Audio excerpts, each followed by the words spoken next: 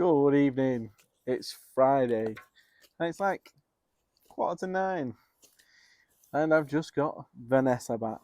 Now you might be thinking, who's Vanessa? Well, Vanessa's my van, and that's what my wife decided to name her. Where's she been? Well, I dropped her off on Tuesday. No, I didn't. I dropped her off Monday for a MOT and service. And now it's Friday and I've just got her back.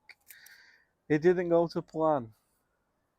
So for a few months, I've had a fault with my van, and I've known about it, and it's an intermittent fault, and I've been dealing with it. I've been holding off for the MOT and the service that were booked to get it repaired. So when I dropped it off, the garage already knew about what the fault was, and they sent it in for the MOT just to check that was the only problem with the van. So we knew when we sent it in, it was going to fail, which doesn't look very good for the history of the van, but that doesn't matter because I'm the first owner and I'll probably be the last with the mileage on it. Anyway, so I had an EGR cooler intermittent fault. So what that does is when it recirculates the gas back into your engine to be used and produce less CO2 into the atmosphere, it cools it so your engine's not overheating. So the hot air comes out, it cools it, it goes back in cold air. That wasn't working properly. So my engine wasn't overheating, but occasionally my temperatures would rise and I'd have to slow down a little bit, let it catch up, and then it'd run fine. It did never like overheated excessively. I know how to run my van. But anyway, I knew that was going to be a fault. I wasn't expecting the other things that were wrong. So, rear anti-roll bars needed replacing. Rear shock absorber was leaking, needed replacing, and obviously my engine warning light was on because of this fault. So it went in, failed its MOT, came back out, and he did the full service. Then he did all the suspension work on the rear end, all fine, and then finally the cooler arrived. Expensive part, let's just say that, and he fitted it, and the engine warning light didn't go off. After some more looking into it, it turned out the EGR pump, the cooler pump, had actually gone as well. So another day waiting for parts. That finally arrived, and it was fitted. And the other issue we had is we couldn't seem to get parts from anywhere apart from main dealer.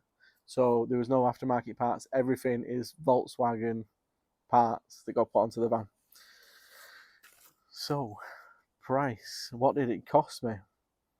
So, the service kit, full service kit, was £116.23 plus VAT. Not bad from Volkswagen. The MOT was 53 quid with the test and the retest. I'm not sure if it's 53 and the retest was free or they added a little bit extra on for the retest. Anti-roll bars, I needed 2 of them. They were just shy of 40 quid each. The rear shock absorber, I needed 1. The other one was still in perfect working order, and we just didn't replace it. We probably should have done them both, but we didn't. That was £87. And then the EGR cooler and the pump was £546.06 plus VAT. That's an expensive part. It did do me a favour. This is a garage I've been to for years, a long time, and he charged me not as many hours he actually worked on the van. Because he didn't expect to have it so long, he had other vehicles coming in, so he worked on it in his spare time and did a couple of late nights on it, and didn't actually charge me for every hour that he worked on the van. He only charged me for 6.5 hours, which still isn't cheap because mechanics aren't cheap, so that was still 390 quid labour. So that came to a grand total of £1,270.87 plus VAT, so £1,514 to get Vanessa back on the road. Now, things like this happen, especially if you're running a high mileage van. So, of the date of the MOT, when it passed, it had 382,839 miles on it. Obviously, rear suspension has been changed now, and that should last a while. The EGR, it's done 5 years running. It's done nearly 400,000 miles. It's done well. I've heard of vans that needed them replacing a lot earlier than that, and the suspension's done well as well. To be fair, with how much I've beaten it going off road and stuff, up the tracks I go up.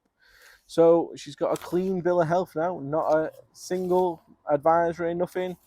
Perfectly healthy van is back on the road, and unfortunately, I didn't think I was going to get her back until Monday, Tuesday, but he's managed to get it done quicker, which meant I actually gave my job away for Monday.